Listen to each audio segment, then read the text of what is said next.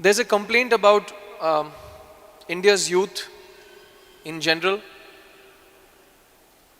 that they're very good at announcing problems, at pointing out problems. And I won't take names, but some of India's so-called future, some certain activists who think India should be run differently, are very good at pointing out problems. And when asked for solutions, they say, yeah, but there are more problems. As somebody who's been asked this by different people from different walks of life, do you think there's a systemic problem with us and accepting solutions because they're harsh? And to extend that point, I have a genuine concern with a lot of people that I see around me, and I think as Indians we need to ask ourselves why this happens. That in India you go to anybody who's just freshly made a mistake. It can be a small mistake, he could have stolen 10 rupees, or it could be a large mistake, he could have killed someone.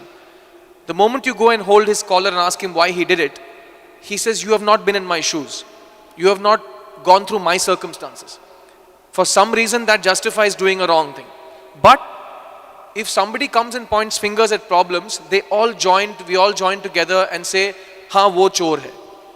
When the truth is we don't actually stop and look within ourselves.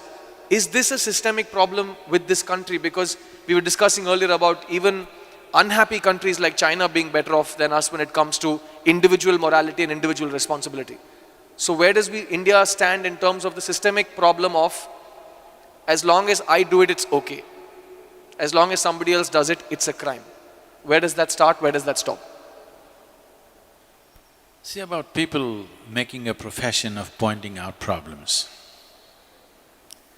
This is becoming a serious problem, okay. You try to do anything in this country, they want to stop it. You want to build a dam, there's a protest.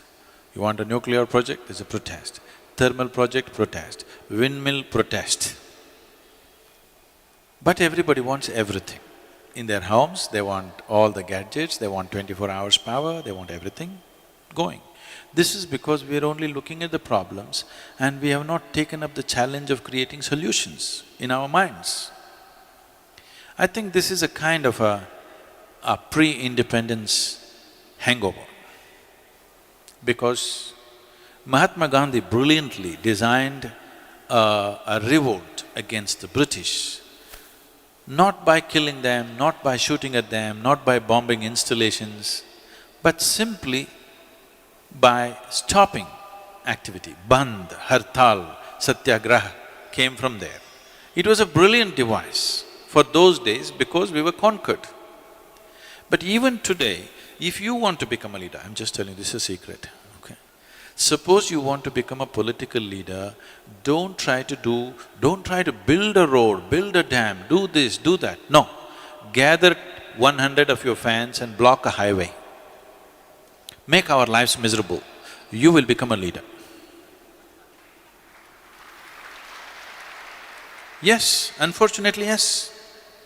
You stop the train, you stop the road, you cut the water, cut the electricity, you will become a leader. If you make something happen, you will get ignored, of course. Making the nation go and making the nation stop are two different kinds of technologies. Mahatma Gandhi mastered the art of making the nation stop, and it was contextually the right thing to do for those times, because we were being ruled by somebody else. But we are still doing the same thing. State governments are demanding that they must have a right to call for a bandh. Bandh means closure. I cannot understand how an administration can call for a bandh but they're actually saying it's their right to call for a bandh. Close down something and you'll rise in your prominence. This must change. We should never identify people who stop something in this country as leaders. This must be done by all the citizens. Whoever stops something in this nation should never ever be our leader.